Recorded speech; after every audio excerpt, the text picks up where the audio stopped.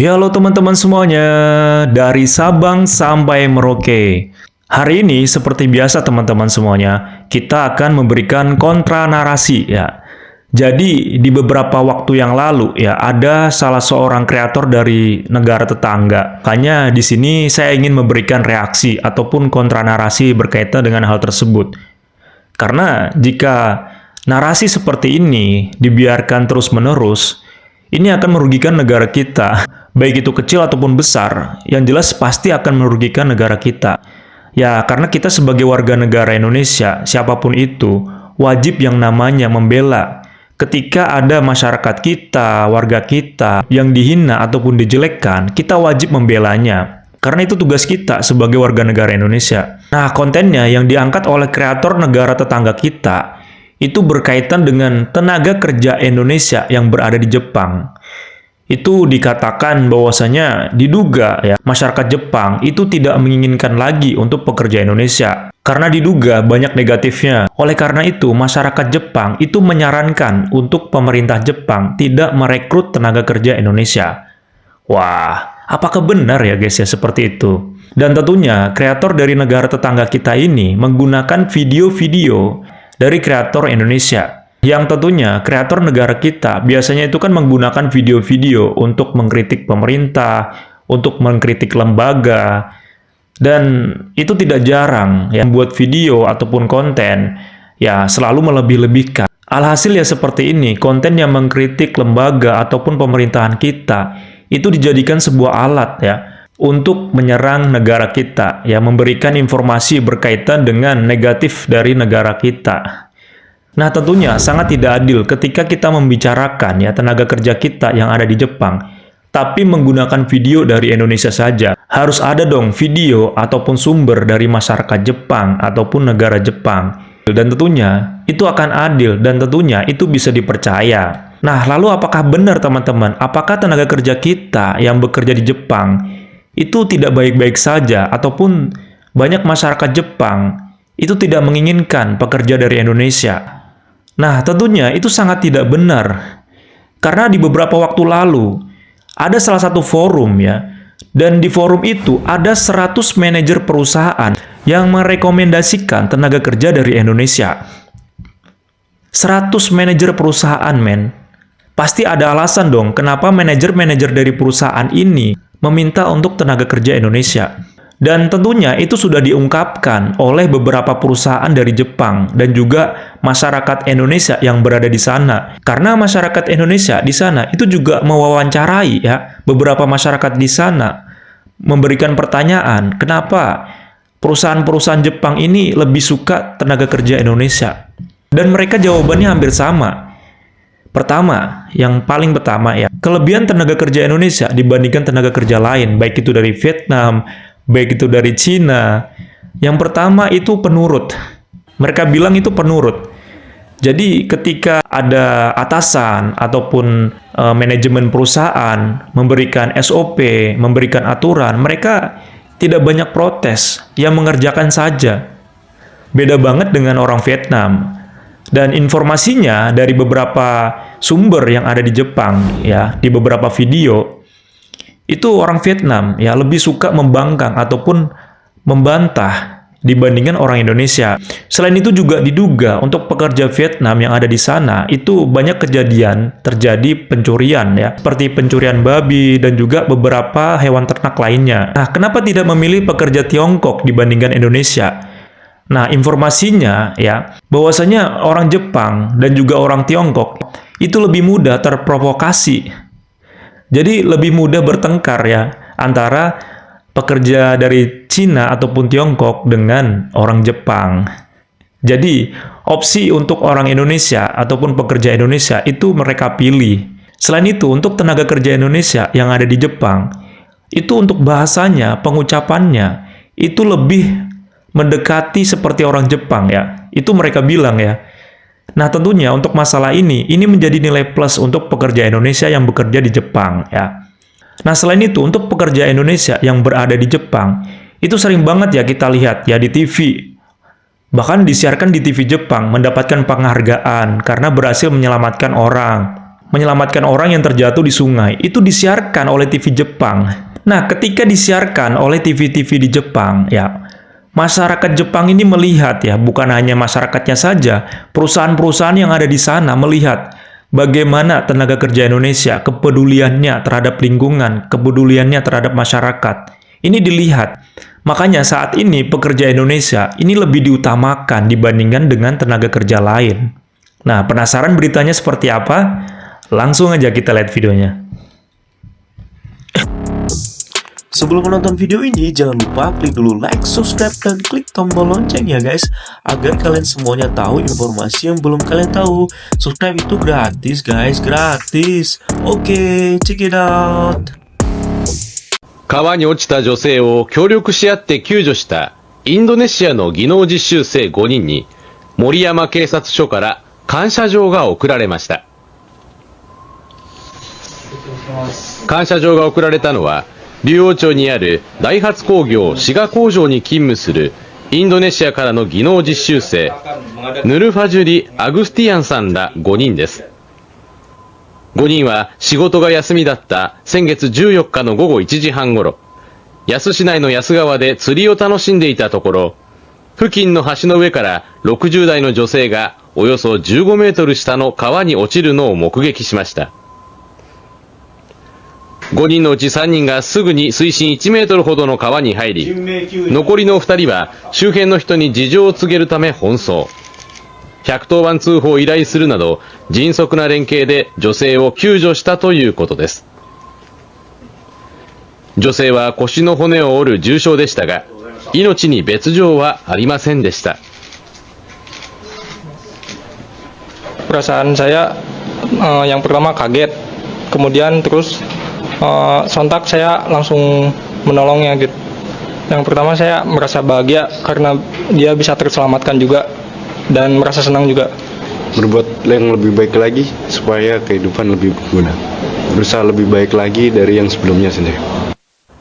フォーラムには県内の介護業や建設業、水産業などの経営者らおよそ100人が参加しました。フォーラムではインドネシア人は勤勉で日本語教育も普及しているといった採用のメリットなどが説明されました。また気仙沼市でインドネシア人の技能実習生ら6人を雇い、地域との交流を生み出す取り組みもしている企業が紹介されました。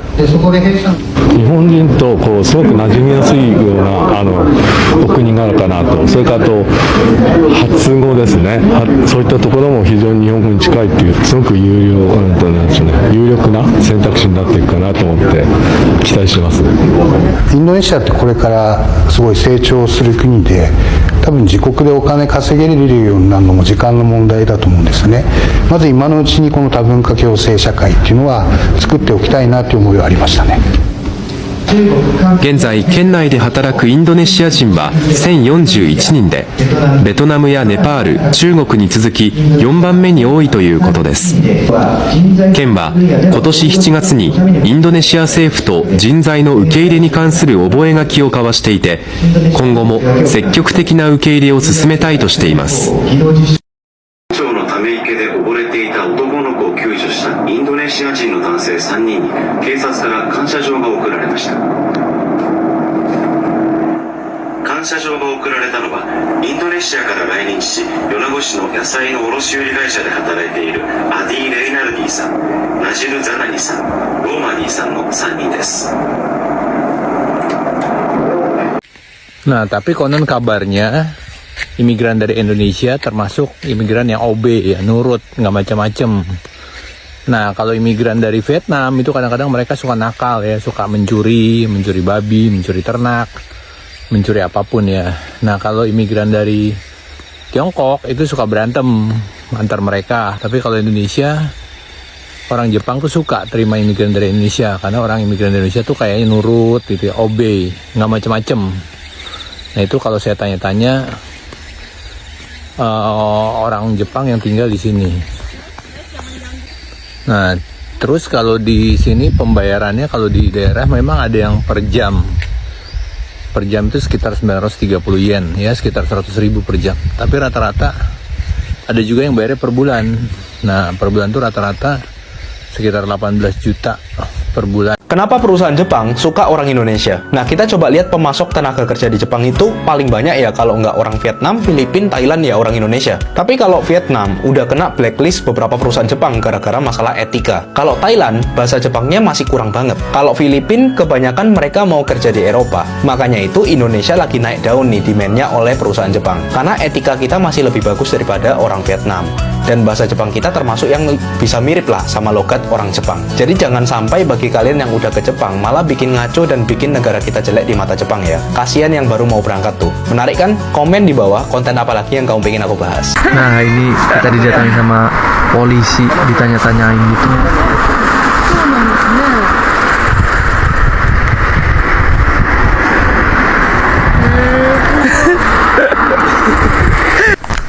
Oh, nih, kono ini. すごいね。日本語はみんな OK。あ、OK。よかった。今年5月じゃ鍋楽しんでください。気をつけて、自転車も気をつけて。はい。ごめんなさい。はい。あれもちょっと見てもいいですか？Nah, tadi polisinya tuh cuman bilang hati-hati kalau naik sepeda ya. Baik banget polisinya. Nggak ditegur, nggak diapa, cuman ditanya-tanyain aja gitu. Jadi kita santai aja, nggak usah gugup ya teman-teman kalau misalkan didatangin polisi. Tiba-tiba didatangin polisi ke apartemen. Hai guys, jadi hari ini tuh aku masuk kerjanya sore kan, dan teman-teman aku semua masuknya pagi. Nah, tiba-tiba ada yang ngambil apartemen aku. Kaget dong, pas dibuka ternyata polisi. Tambah kaget, ternyata polisinya baik guys. Jadi mereka itu kayak lagi patroli rutin gitu. Mereka mau mastiin kalau yang tinggal di sini tuh emang bener-bener kita sesuai yang ada di KTP-nya kayak gitu. Nah, ini mereka lagi nanya-nanya mastiin berapa lama tinggal di Jepang, terus sekarang kerjanya di perusahaan mana, kayak gitu-gitu. Jadi emang warga Jepang tuh kayak diperhatiin banget sama pemerintahnya, sampai kita tuh didatengin gitu satu-satu ke rumahnya. Jadi kalau kalian tahu guys, public service di Jepang itu emang yang bagus banget sih menurut aku. Mereka itu kayak sopan banget, mereka itu nggak bedain ini orang Jepang atau bukan gitu. もし何かあったら、ここ前橋警察署、前橋ポリスステーション、で、これが新前橋駅の、ポリスボックスの番号、なんでもし何かあったら電話ください。はい、お願いします。 Gimana menurut kalian kalau kalian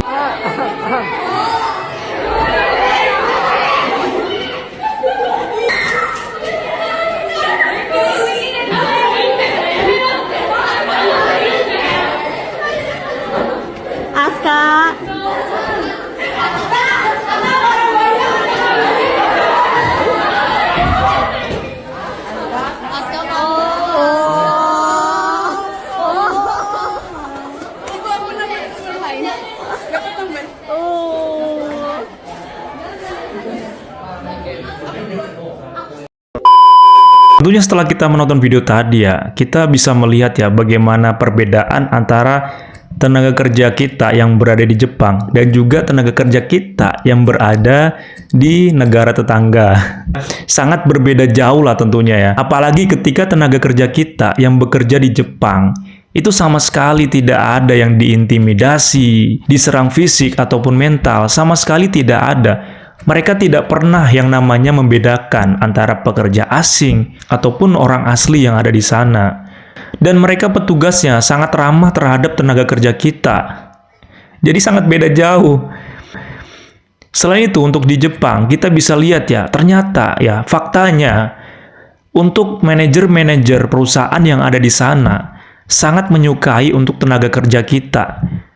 Baik itu dari attitude-nya, kemudian dari pengucapan bahasa kita ya, lebih fasih seperti mendekati orang Jepang pada umumnya. Makanya saat ini kita banyak melihat ya, untuk tenaga kerja kita yang bekerja di Jepang, itu banyak yang mempunyai istri ataupun pasangan orang Jepang. Alhasil setelah punya pasangan, kemudian membuat channel YouTube ya.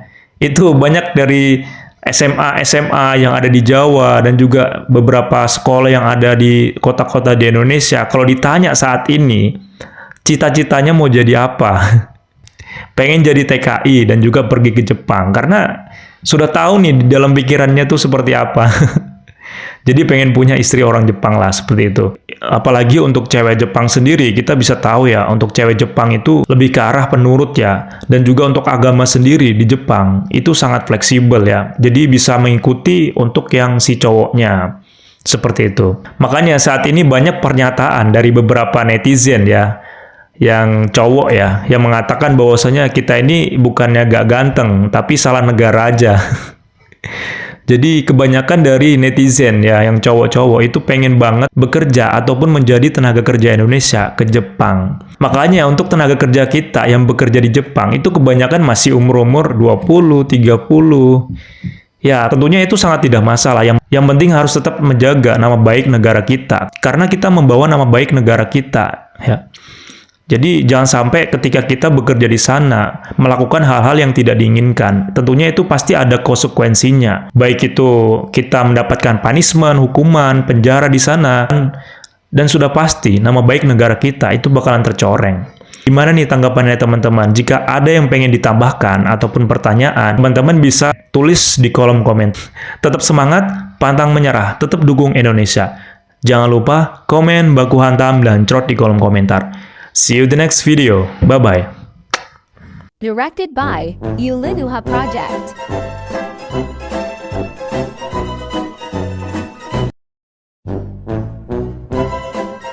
Thank you, Scheduler. Jangan lupa klik subscribe dan share Kak Dunpan Samuya.